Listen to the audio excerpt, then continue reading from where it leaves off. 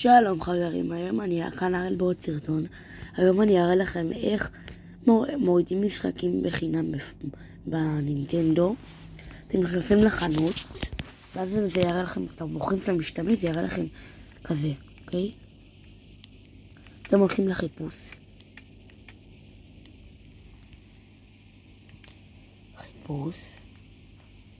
הולכים לפה. לוחצים A.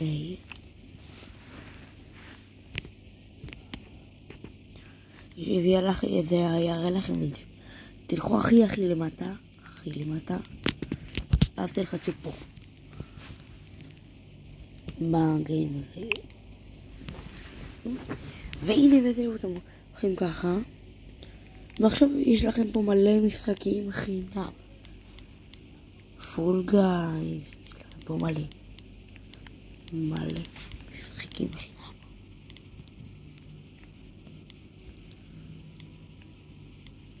טוב, ביי חברים.